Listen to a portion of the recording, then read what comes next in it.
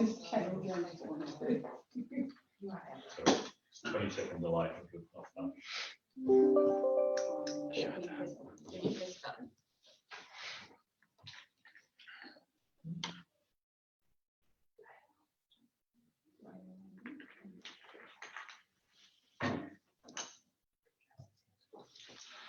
Good evening, councillors. Good evening, staff. Good evening to our virtual gallery. And we have some good news about virtual meeting and otherwise meeting, which I'll save till the end. Could I please ask you to stand and for the council prayer and the acknowledgement of country. I would like to acknowledge that we are meeting on the country of the Dja Wurrung. We acknowledge the traditional owners of the area we are on and their legacy and culture that they have performed over countless ages. And we acknowledge their unique role in the life of the region. Almighty God, we ask you to be present in this council. Direct and guide our deliberations. We ask you to grant us wisdom and sensitivity as we deal with the business of our shire. May each decision that we make advance the well-being of all our residents. This we pray. Amen. Councillors, we have the agenda for our March ordinary meeting before us. Could I please start with some sad news, and that is to acknowledge the passing of Fred Treble, OAM. Fred is a past mayor of Maryborough in the previous pre-amalgamation structure, but is known throughout the community for countless roles of contribution. Most recently, he appeared just with this council last December in relation to Maryborough Airport. He was on a walking frame and not well, but his vitality and his desire to contribute was nonetheless completely undiminished, and enthusiasm right to the end to be a contributor to this community. We mourn his passing. We think of the family at this time. Vale Fred Treble, OAM. Councillors, we have apologies from Councillor Grace Lavella, who is cycling somewhere. She has said that she's going to join us. We hope that she's not cycling while she joins us on Facebook. So hopefully, Councillor Lavella, you are there but not cycling at this time. There's no leave of absence. I think we're all accounted for. Disclosures of conflict of interest. Any items of conflict of interest, councillors, to declare? I have a disclosure in Jared Murphy, 8.2, Mslc outdoor pools and facilities management contract. I am the current contractor for those facilities. I will be leaving the room. Thank you, Councillor Murphy. We note that. Any other conflict of interest, councillors? If not, the confirmation of the minutes of the previous council meeting, that is the meeting of February, ordinary council meeting. Is any councillor having any concerns with the minutes? If not, I declare the minutes of the meeting confirmed. Let's then move forward. We have no reports from committees, petitions, so let's move straight to item 8, officers' reports. Item 8.1, the Local Sports Infrastructure Fund, which closed yesterday, and we have a report outlining the actions council took. Is any councillor prepared to move the officer's recommendation? Thank you, Councillor Sproul. A seconder. Councillor Long, thank you very much. Councillor Sproul talking to the motion. Thank you, Mr. Mayor. This was a short window grant opportunity for clubs through the Local Sports and Infrastructure Fund. Projects needed to start within 6 months, and clubs are invited to submit an expression of interest to council with any supported documents. Council assessed these applicants and agreed to support 2 of the 3 expressions of interest received. The 2 successful applicants are the Maryborough Highland Society with a grant of $9,960 to upgrade their LED lights, and also to the Lanakuri Denali Cricket Club for $25,000 to upgrade to a multi-purpose scoreboard. Apologies to those that missed out, and this is, I suppose, another reminder to clubs that it would be just how the importance of having a development project and plans in place, so when these opportunities come up, that we can actually maximise our effectiveness in those. Thank you, Councillor Sproul. Councillor Long. I don't have much more to add, except I want to congratulate the Lanakuri Denali Cricket Club, and I think it's going to be wonderful development if they're successful in their application. Thank you. Thank you. Any other councillors? Councillor Murphy. I've got a couple of things. It's with the two successful applicants, there's no money coming from the council or the council doesn't have to fund any money. It's a grant money and money coming from the clubs or the association. So that's a good thing.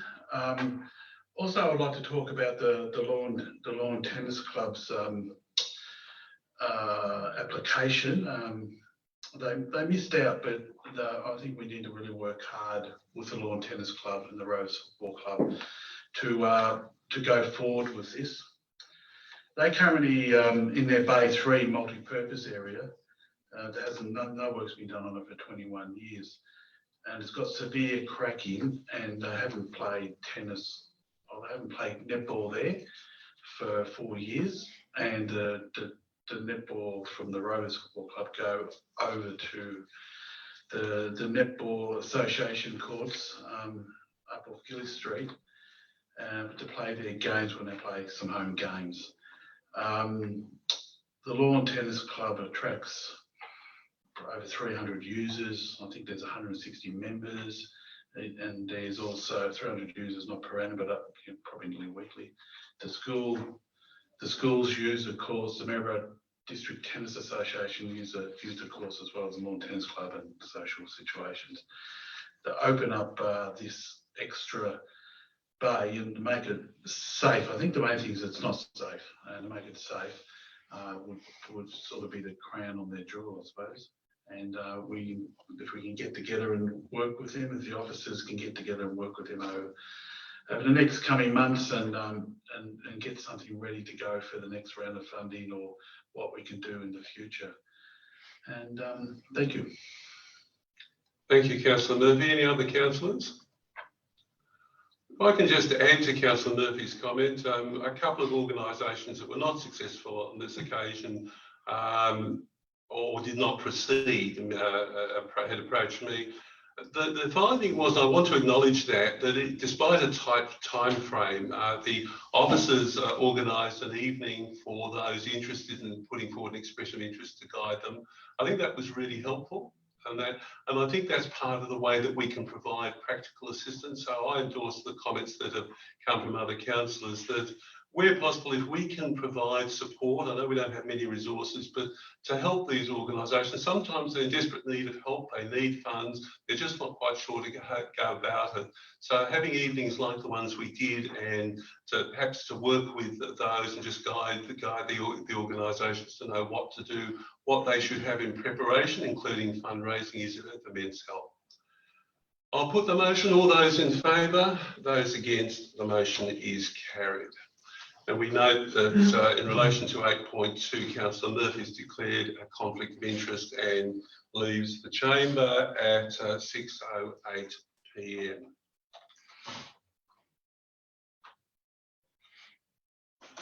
Councillor Murphy having left the chamber, 8.2, the Mslc Outdoor Pools and Facilities Management Contract.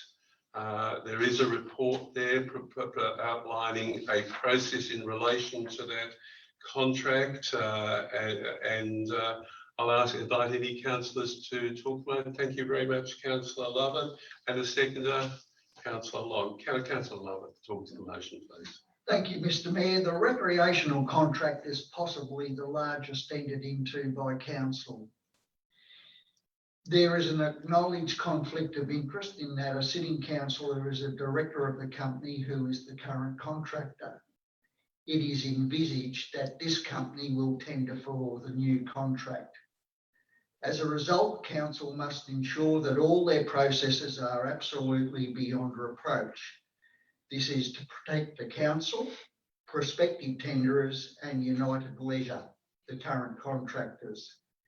Outside consultants have developed and will oversee a probity plan, the procurement process, and establish a community engagement plan, all overseen by a management committee.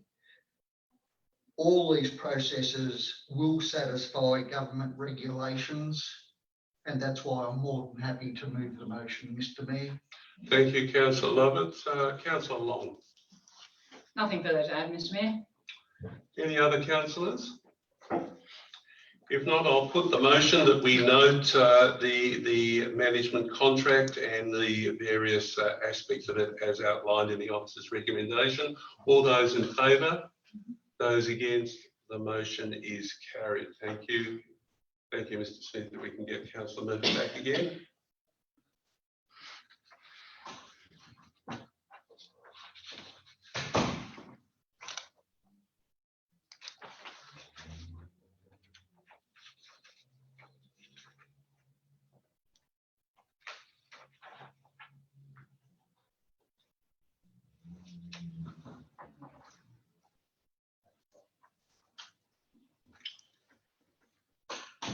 Thank you. And we note that Councillor Murphy re-entered the chamber at 6:11 p.m. Councillors, let's move then to item 8.3, the Municipal Emergency Management Planning Committee for Central Goldfields Shire. Taking into account some statutory changes, there is a report and with recommendations.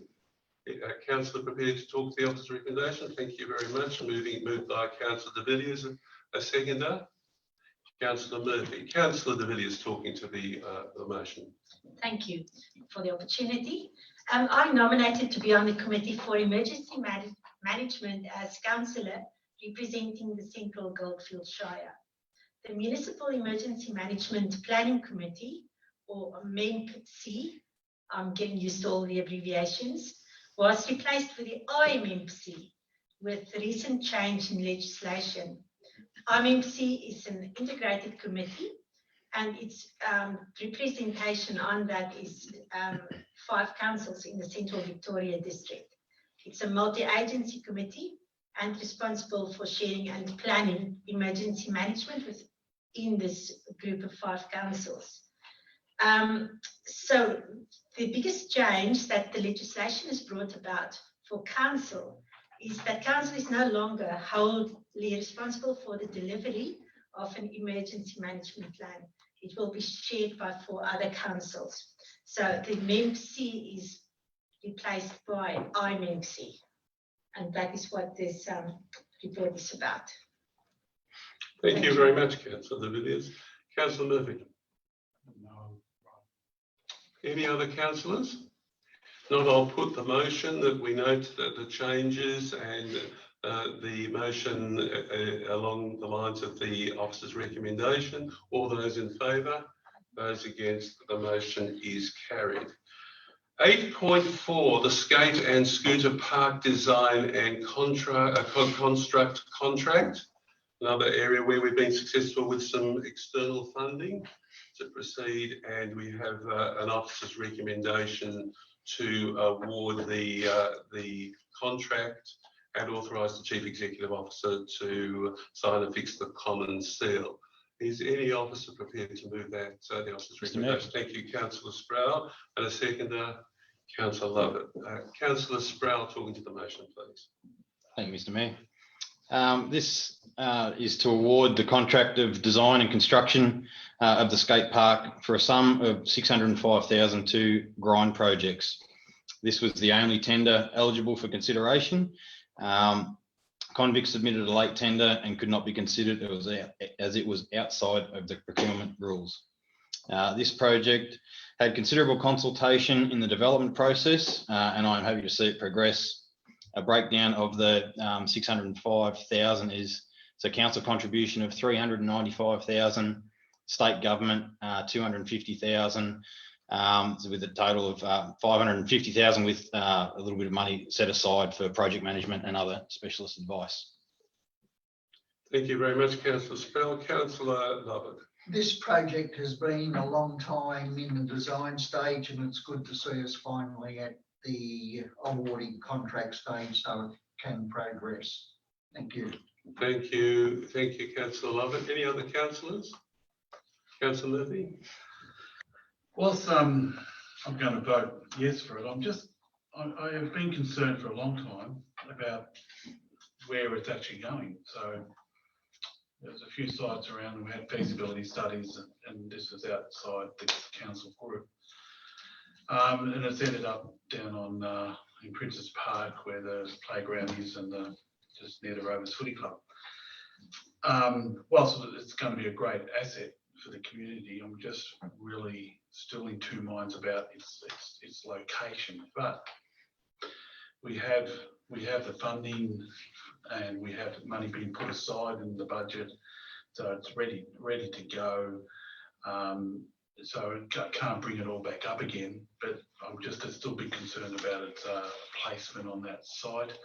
And I will say that I'll be looking at this in very good depth to see it goes in the right spot and make sure everything is workable for that site, and especially when there's other things on it, like the playground and the barbecues and X, Y, Z. Thank you. Thank you, Councillor Murphy. Any other councillors talking? If not, I'll put the motion. All those in favour, those against, the motion is carried. Item 8.5, the Denali dump point, public access to the Denali dump point. We've got a recommendation. Councillor Long, that's the ward councillor. I thought that you'd be ready to move that. I know you followed that through with some interest. A seconder? Councillor Murphy. Councillor Long, talking to the motion. Thank you. Through the Mayor. I'm delighted to move this motion, no pun intended, to consider the proposal to open the Denali Caravan Park dump point for public access.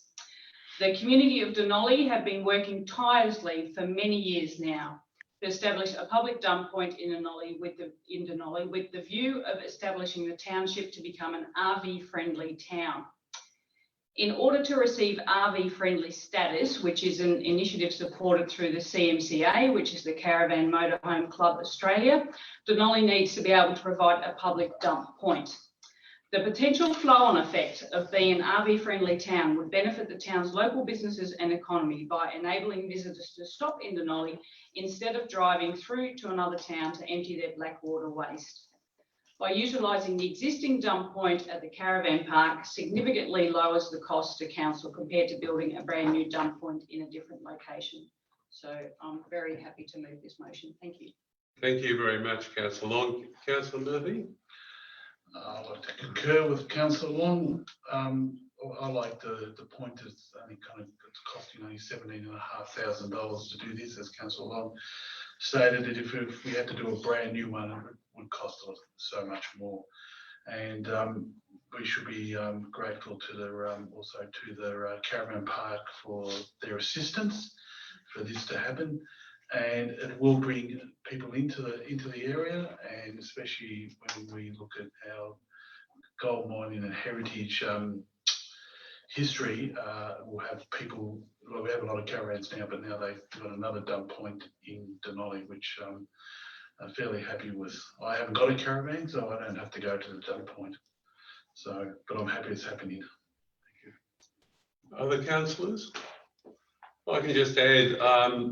The significance of a dump point should never be underestimated in terms of tourism potential. The RV-friendly town, it brings a lot of business to town. People come in to use the dump point, but while they're there, they access other services, facilities, shopping, tourism attractions, and so on. It really is a core part of tourism infrastructure of towns, and Denali is progressing so well on so many fronts and so many exciting things happen. This is a core bit of infrastructure that needs to happen, and congratulations to all involved. And I think it will be recorded that endorsing this Councillor Long's motion will be indeed a very significant one in the history of the Denali dump point.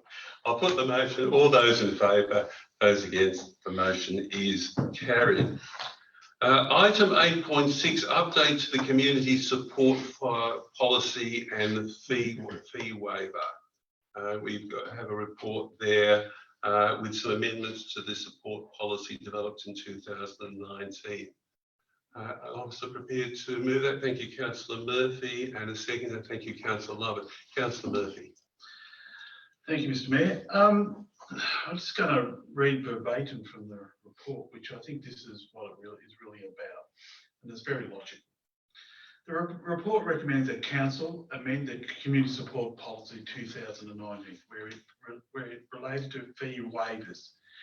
It is proposed to add a clause to support the application of a fee for waiver for planning and building permit applications fees, where waiving the fee will be reasonable in resolving a historic, planning or building compliance matter.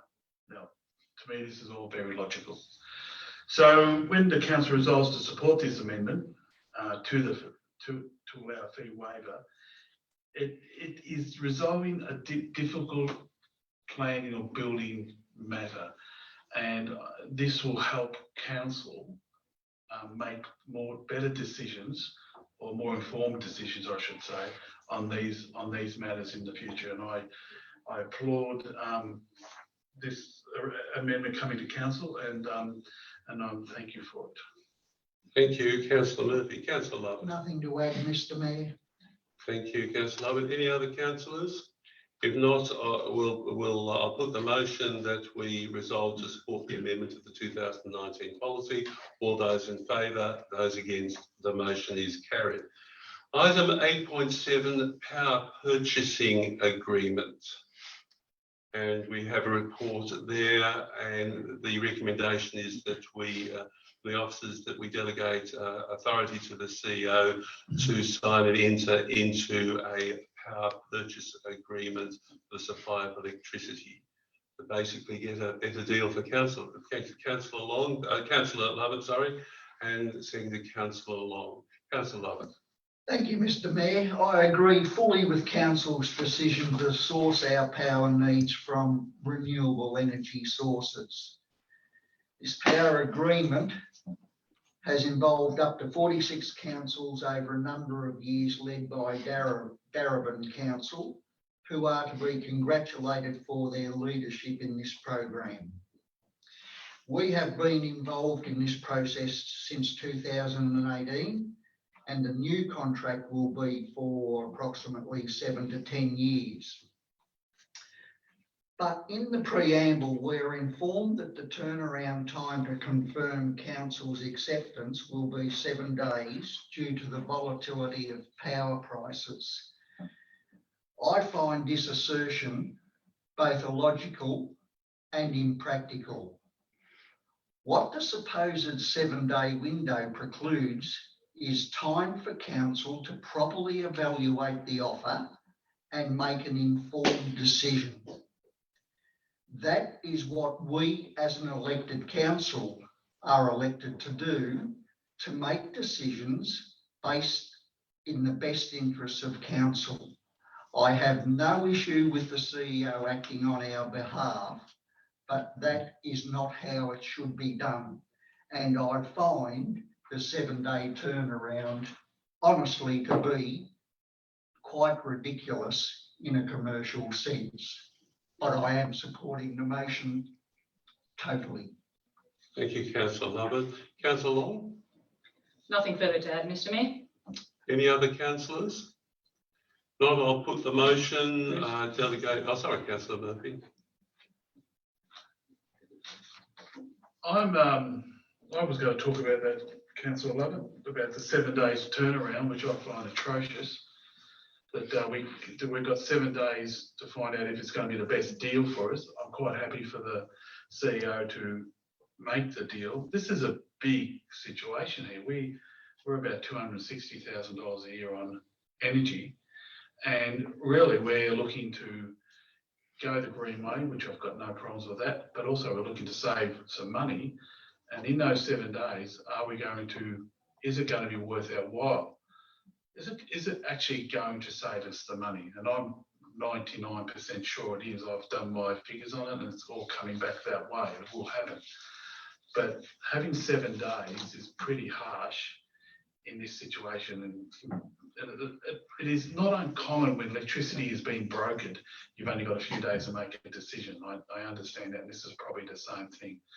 I'm just really confirming that we need to save money on this project, because the 7 to 10 years, if we get locked in and we're not saving money, that is an issue, even though it's green energy and not normal carbon energy. Thank you. Thank you, Councillor Murphy. Any other councillors? Not, I'll put the motion that we delegate the authority to the Chief Executive Officer to sign and seal the Victorian Local Government Power Purchase Agreement. All those in favour? Those against? The motion is carried. Item 8.8 is a relatively routine, it's an important issue, but it relates to delegations to staff to be able to undertake duties. And there is a report there dealing with that under the delegation under the Planning and Environment Act. Is any councillor prepared to move the recommendation? Thank you, Councillor Long, and a seconder, Councillor Lovett. Councillor Long. Thank you. Through the Mayor, I'm happy to move this motion to recommend Council adopt SAS 11A Instrument of Appointment and Authorisation to the Manager, Statutory Services and Coordinator Statutory Planning. As you just said, Mr Mayor, this is a statutory requirement and will allow council staff to fully discharge their duties and responsibilities under the Planning and Environment Act 1987. Thank you. Thank you very much, Councillor Long. Councillor Lovett. This is a very welcome move, Mr Mayor. Any other councillors? If not, I'll put the motion. All those in favour? Those against? The motion is carried and the delegation duly authorised. Item 8.9, Council COVID-19 Hardship Support Measures. Obviously something that's very relevant in our community, given some of the hardship that our community with others have found. There is a report there and recommendation of the an updated COVID-19 hardship policy, with a recommendation that a further report will come to council by June 2021. Is any councillor prepared to move the officer's recommendation? Thank you, Councillor de Villiers, and a second, Councillor Sprout. Councillor de Villiers. Thank you, Mayor. First, before I start, I just want to commend the CEO and the council officers for the way that they've managed the whole COVID issue, the processes involved. And we had an information session a while ago where we were informed as to the manpower that went into this. And that was all on top of their normal workload. And I do not think I've seen any of the officers complaining about it or being unhappy about it. They just did what was needed at the time. So hands off, hats off to you guys. But as we know, the COVID pandemic created financial hardship and stress for a lot of people within the community and in Australia. The council has decided to put their approach to managing this into a policy. Policies set direction and guidelines. The COVID-19 hardship policy is doing exactly that. A number of support initiatives has been introduced by council over time, supporting the community, rates and taxpayers and the business community in a number of ways is described in this policy. In this policy, there is an invitation, and I think that invitation goes from all of us, that people experiencing financial hardship should submit an application. The application is available on the council's website for a request for support from council for financial support if you are experiencing financial hardship. And that's, thank you. Thank you, Councillor De Villiers. Councillor Sprout?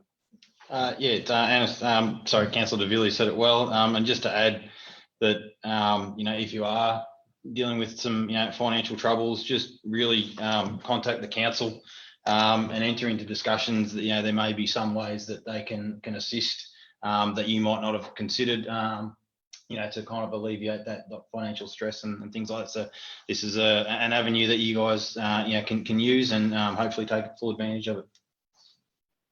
Other councillors? I just wanted to commend the comments that you made, Councillor De Villiers. Having been in a number of meetings now with the CEO, I realise each time more and more how difficult the role has been for staff in their support of our community in this way, certainly with the hardship policy, but in other ways, the economic task force in terms of how to manage the pandemic, the effect on businesses and then recovery.